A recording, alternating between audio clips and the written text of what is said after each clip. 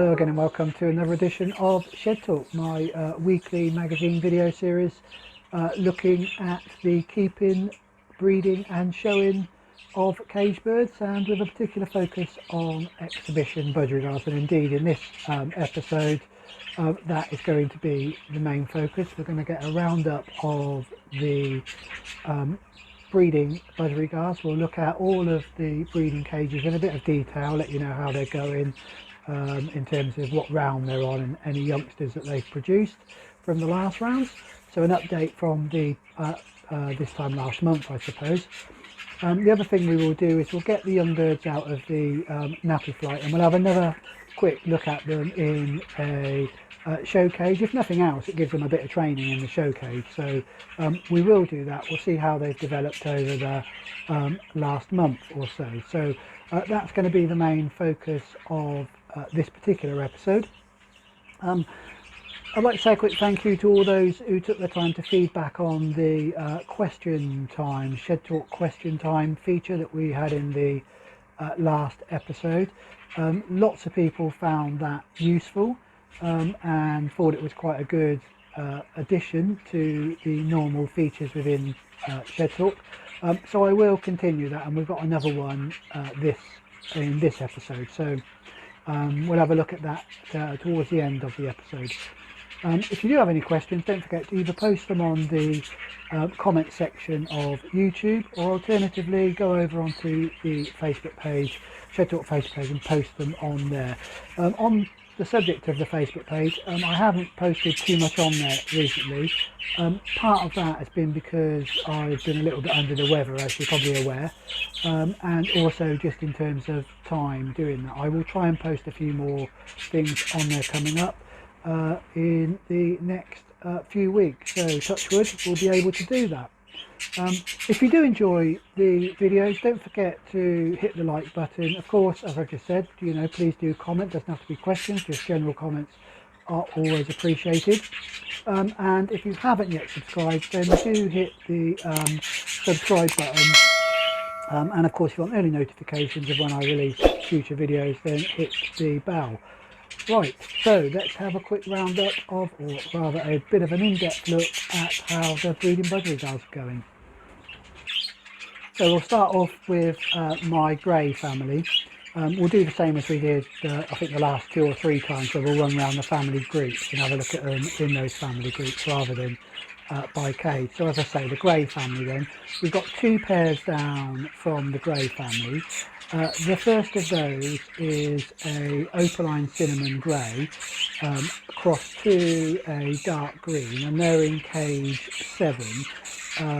This pair has been in the breeding cage since we first started breeding this season. In the first round they didn't produce anything. I said it before and I'll say it again, my view is that the hen went straight into the nest box and didn't have time to allow the cock to fed her, so we got all clear eggs. The second round much more successful, and we managed to get 2 chicks off of that round. Both of those chicks are weaned, and we'll have a look at both of them at the end of this particular episode.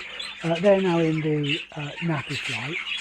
You may also remember with this particular pair, the cockbird, I had to remove the cockbird because he was getting paying too much interest, I suppose, in the 2 youngsters, and certainly stopping the hen from feeding. So I removed him, put him in the stock cage while the hen continued to feed the 2 youngsters. And once I'd moved them, once they'd been weaned and I'd moved them to the nappy flight, I reintroduced him back into there. Took them a couple of days to get to know each other, but now they're fine. Cockbird is feeding the hen, and I'm pleased to say we've currently got 1 egg in that particular nest for their 3rd round. So I will let them go for the complete 3rd round, seeing as they didn't actually have a chance to produce anything in the 1st round. So that's my reason for letting them go.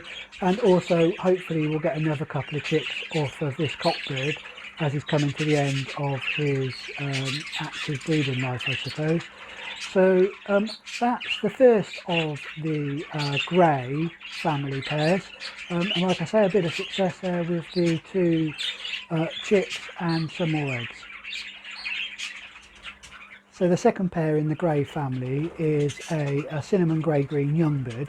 You may remember this bird we put down quite early on, didn't produce anything, split them, gave them about a month, 2 months in the flight, the main flight. Now back with a second bird, hen, and that is a dark green hen. This particular, the cock bird from this family is the son of the grey, opaline cinnamon grey that we spoke about for the very first pair in the family. So him and his brother are both reasonable birds for my shed, so I'm hoping to get something off of both of the 2 birds, but so hopefully off this one. I have seen him treading the hen. Hen has currently laid 3 eggs, and now appears to have stopped. She is quite an old hen, so I'm not sure whether it's just that she's past her best, but she has all the eggs first of all are clear, and she has removed one of the eggs from the nest box, just dumped it out onto the cage floor. I've popped it back under there, although having looked, it's like I say, it's clear anyway, so it may be that she knows all these are clear and that she wants to go back again or start laying again. I don't know, we'll have to wait and see, but you know, touch wood, we will get something off this pair, but I don't know. Hen is probably a little bit too old really, if I was to be honest. So there we go, that's the second of the grey family pair. Well, before we move on to the blue family, I thought I'd just cover, as part of that grey family, the McCabe outcross pair, so which is a cinnamon opaline sky cross 2, which is the cockbird, which is mine, and is actually forms part of the grey family. So so I'm going to try and feed any youngsters off of that off of this pair back into the grey family. It's crossed to a cobalt opaline hen, which is the outcross from Mr. Bob McCabe, and these are now on their 3rd round. The first round they didn't produce any chicks, all the eggs were clear. Second round, almost all the eggs were clear apart from one. They successfully hatched that and raised it along with a couple of foster chicks, and that bird is currently in the nappy flight, and again we'll have a look at that chick at the end. It's actually developing into quite a nice looking bird from my point of view, I always say that. Like I say, on their 3rd round, once again, laid about 5 eggs, I believe it was, of which only one was full again, and I'm pleased to say that's hatched, and that chick has been rung and is developing reasonably nicely in the nest box. So touch wood, we will have got 2 chicks off of this McCabe outcross. After this I'll give it a rest, this hen a rest, and I may give her another round right at the end of the breeding season, possibly with either one of the young grey greens that we spoke about, or I might cross it back into the blue family. Don't know yet, still thinking about what that might look like. So at least we've got a couple of chicks off of this pair, and they're something that I can then use as part of my overall grey family development. So let's move on then to the blue family grouping. So I've got 2 pairs down from the blue family. The first one of those that we're going to talk about is probably, well, without doubt, has been the most successful pairing so far this breeding season, and that is a cobalt cockbird crossed to a cinnamon light green hen. You'll remember this pair, no doubt, if those of you have been watching how the breeding season has developed. In the first round they produced 5 chicks. They actually had more than that, but one of them didn't make it. In fact, 2 of the chicks that hatched didn't make it. So they successfully reared 5 youngsters.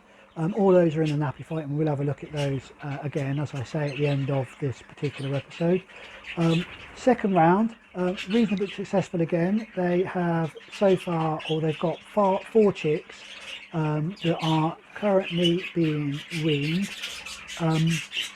They've all jumped the nest box, and they've probably got about another week in the cage. I'm having to keep an eye on them at the moment because hen has gone back down to nest again and started laying. Cockbird has been mating with the hen, but the hen's been quite aggressive towards the chicks whenever she comes out.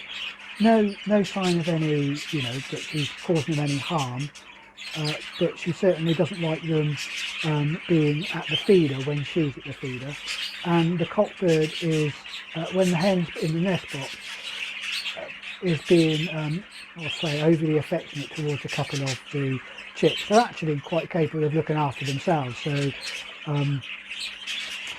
I'm hoping that all 4 of these will successfully be weaned, and I'll probably move them depending on how they go in terms of the cockbird and the hen. I may well move them this week. Sorry, the cockbirds distracting me in there at the moment. So anyway, that's that particular pair, the first pair from the blue family, and like I say, most successful pair we've got. So the second pair we've got down then is from the blue family, is a sky blue, which is the father of the cobalt we've just spoken about, and we've just recently paired him up to a dominant pied grey, cinnamon I think it is, but it's definitely dominant pied grey. I've seen the cockbird treading the hen. Hen has been in and out of the nest box, but so far there's no sign of any eggs. But I am hopeful, given that the hen is going into the nest box, and we also know that every time the hen comes out, the cockbird is treading her. So, providing the hen is not too old, then I expect we will get some full eggs off of this particular pair. So, always hopeful. And that's the final then of the pairs from the blue family. What we'll do now is we'll take a quick look at the yellow face family. So finally then we'll talk about the yellow face family, and the first pair we'll talk about is a pair that has been down again since the beginning of my breeding season with limited success, but improving success, as you're about to see. So this is a cinnamon sky crossed to, let me just double check, a cinnamon opaline sky blue hen. In the first round they had only one, well they had a couple of full eggs. One ended up being dead in shell or addled, if I remember rightly. Second one hatched, and I think we spoke about this bird previously, the one that hatched. It was, nothing to write home about. In fact, it was never really ever going to make the grade. So I've actually moved that bird on as a pet bird now. So it wasn't developing anywhere near that was meant it would be a keeper. So that's why I've moved it on, and I know probably a little bit early, and we'll talk a little bit about moving, making those decisions in the question time. So anyway, so that bird has gone, so we won't look at that one at the end. They started their second round, and in second round we've so far managed to produce 3 youngsters. One of those actually looks like it might be quite reasonable, so touch wood, but we still got another 2 that are developing. One of the birds has jumped the nest, the other 2 are still in the nest box, but being fed, and I'm hoping that they will be out of the nest box relatively soon. You can see one of them, the dominant pied, probably should have left the nest box a little while ago, and if that's not out soon, I'm going to force its hand and put it on the bottom of the cage. So 3 from this round, so again much more successful than the first round. I will let these go for a third round, I think, just because they haven't had, you know, whilst they produced 1 in the first round and 3 in the second, it may be possible that we'll get another 3 or perhaps 4 of them in the third round. So touch wood, ever improving with this particular yellow face pair. So that's the first of the yellow face family pairs that we have down. Let's now take a look at the second of them. So the second pair we're going to talk about is actually is a yellow face. So it's a sky yellow face cockbird cross to a relatively old grey cinnamon. Now you may remember we did have this grey cinnamon in a breeding cages at the beginning of the breeding season, and she messed me about a little bit. So whilst she was happy to allow the cockbird to tread her, she never ever produced any eggs, and I'm afraid to say it, I think I'm going to have the same problem again. But we were struggling for hens to put in the breeding cages, that so which is why I put her back down, was hoping that she might produce something. Anyway, long story short, the yellow-faced cockbird has been treading her again. She's been in the nest box, but once again, so far we've not seen any eggs whatsoever produced from her, and it's been a little while now. So, like I say, I think I'm going to be out of luck with this particular hen. So, my guess is she's just got a little bit too old and has stopped laying. It's the way these things go, isn't it? So, but I will, you know, persevere for another week, 2 weeks perhaps, and see whether anything comes of it. If not, I will split this pair, and I'm going to find him a slightly younger hen. I've got a couple in mind that are in the breeding cage, so touch wood, we might just about manage to get something off that final towards the end of the breeding season. Anyway, that's all of the pairs covered so far. So, Shed Talk question time. And there were a number of questions came in over the last week via the YouTube comments. The first of those is, I suppose, 2 parts really. The first bit was somebody asked, why do we remove the canary eggs and replace them with dummy eggs? And the second bit of that question was, do you have to? Could you do it without removing the eggs? So I'll answer the first bit as my understanding, and bear in mind, please do bear in mind, I'm not an expert on breeding canaries of any sort. So it's just what my understanding is, having read, listened to other breeders and watched various YouTube channels. So the main reason for this is that as you can imagine, when a bird is laying eggs, so just generally birds in general, they lay them normally with a couple of days or a day in between each of the eggs being laid. And if we have a clutch of 7, that means that one of the eggs is going to be 14 days older than the last egg that's laid. I hope that makes sense. So whilst most birds, including the budgerigars, tend not to sit on the first egg, they will start sitting from the second egg. This means that they will hatch at different times, and with the budgies I normally predict that they'll hatch at 2 days intervals. So what this can mean, and we've seen it with the budgerigars, that the oldest bird is actually quite big when the last bird hatches. Now, budgerigars tend to be able to find the youngest birds, and the biggest risk with the difference in age in the budgerigars is that the youngest bird will get squashed more than the youngest bird won't get fed, because the hen has the ability to find the youngest bird and tends to feed them. There is of course a risk with the budgerigars in particular that by the time the last one's hatched, the crop milk is no longer available for the youngest bird. But generally speaking, budgerigars have evolved such that they can find the youngest bird and will feed them. The same happens with canaries, in that if you don't remove the eggs, there'll be a big disparity between the youngest and the oldest. And my understanding is that, and this is not just like I say, it's my understanding of this, is that the canary will tend to feed the strongest calling bird. So the oldest bird is going to be the strongest calling, and that will tend to get preferential treatment, which means the younger birds can go backwards and not get fed and die. So by removing the eggs and then resetting them when the fourth egg is laid, most of the chicks will be roughly the same age, and therefore they all get fed equally by the hen. That's the theory behind why we remove the eggs from the canaries. The second part of the question was, do we need to?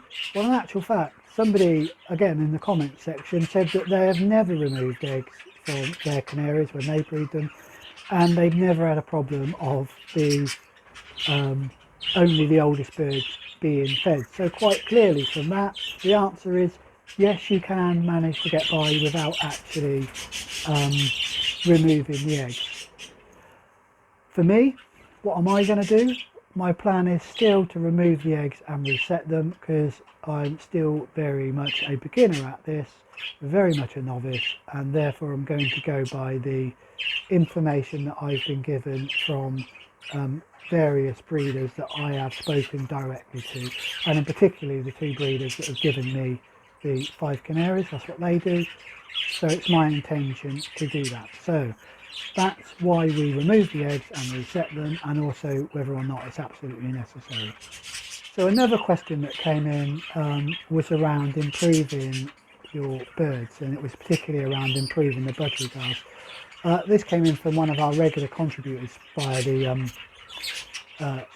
comment section, and they live in Trinidad, and exhibition budgerigars are quite, what he informs me is exhibition budgerigars are quite difficult to get hold of. So I asked about what's the best way to improve them. You'll often hear, or people will say, that you can't breed rats if you've only got mice. And what basically that's saying is, if you're going to breed two poor birds together, the outcome will be that you will get a poor outcome from that, just because of that's the genetic makeup. So what can this person do? What can they do if they've only got access to, I suppose, non-exhibition style budgerigars?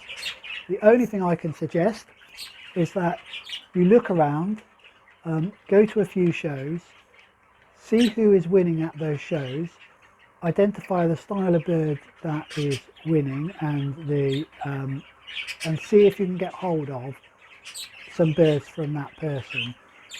Always, if you're going to try and breed exhibition budgerigars, always get hold of the best possible birds that you can within your price range. And that's always a limiting factor. I don't have massive amount of money to throw at this hobby, so my birds, I can't go out and buy 500, 600 pound birds, so that's just the way these things are. But the idea is that you will always buy the best birds that you possibly can, and then only breed with the best birds that they produce. So look at the style of birds, compare what you've got with the ideal bird for your particular, the ideal bird for your particular budgerigar society, and then only breed with the birds that are closest to that. It will take a long time to improve birds, particularly if your initial stock isn't particularly very good, and your access to better birds isn't particularly good. I'm sorry, there is no easy way of doing this. So all I can say is get the best birds that you can to begin with, only then breed with the best birds that they're producing, and then try to bring in an outcross initially in those early years, a few outcrosses from those same breeders that you got the original birds from, that are better than the birds that you've got. So selling birds to then try and buy a better bird, a more expensive, slightly better bird. So that's really the only way you can improve those birds. But you know, the main thing I suppose is just enjoy the challenge of trying to improve those birds. That's what I do. I look at them. You know, I'm never going to be, you know, I'm never going to breed millions and billions of best in shows or, you know, a club winner, but I enjoy the challenge of trying to bring the birds on slowly every year. So that was the second of the questions. The third question, I suppose, is sort of linked to that. The question was about how do I sort out which birds I'm going to keep. And, you know, when we look at the young birds in a second, I may or may not comment on those birds in terms of which ones I'm going to keep. For me, so how do I do it? I have done a video on this, and I will try and put a link now across the top of the screen to one of those videos. So what I do is I assess all my young birds. In fact, I assess all of my birds in September time. Once I finish breeding, I will then do an assessment. I score them, so I have a set number of features that I will look at, and I score the birds against those features out of 5. And then what I will do is I will then identify how many birds I need to keep for the next season, and the birds that score highest will be kept. The birds that score lowest will be offered up for sale, or so will be taken out of my breeding team in particular if they're not sold on. I do weight those scores. I weight them in order of age. So a young bird will get, you know, that scores, say, I don't know, 20 for example, and a bird that's 5-year-old that scored 20, when the weighted score is done, the young bird will always come out on top of the older bird. So that's the way I try to keep the birds younger.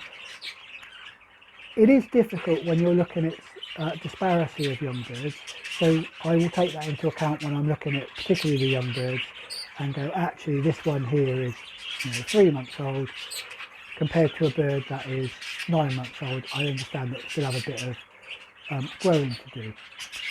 If you're not confident with that, what I would always suggest is get an experienced breeder in, see if they'll come along and see if they'll sort through your birds and tell you which ones to keep and which ones to get rid of, particularly for those first couple of years when you're breeding. And it will always help you to get a second view of what your birds look like. And it will also then, hopefully the experienced breeder will also then say, and these are the features that you need to improve on, and may be able to offer you something that will improve on those features. But like I say, I will do another one in September. I always do a look at the cock birds and then a look at the hen birds, and I score those and I talk about them in a similar way to the link that I put across the top of the screen. So there we go, that's the Shed Talk question time dealt with for this particular episode. If you've got any other questions, do put them in the comment section. As I say, I will only, you know, talk about how I do it. Do read up on it, do ask other more experienced breeders than me about how they do it, and then pick the one that suits you best. So that's Shed Talk question time. What we'll do now is we'll take a quick look at the this year's young birds. We'll quickly run those through the showcase so we can see how they are progressing.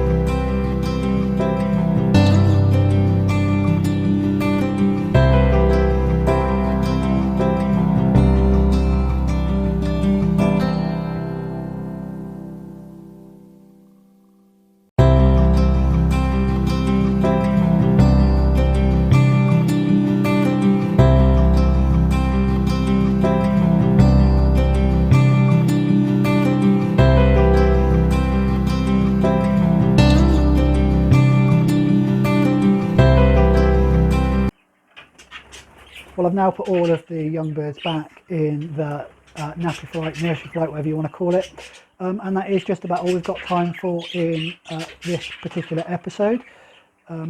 Sorry we didn't get a chance to nip out and have a look at the feist, but we will look at those in a bit more detail in one of the future episodes, or in one of the future episodes. The next episode, I'm hoping that we'll get out and about and go and do another shed talk with.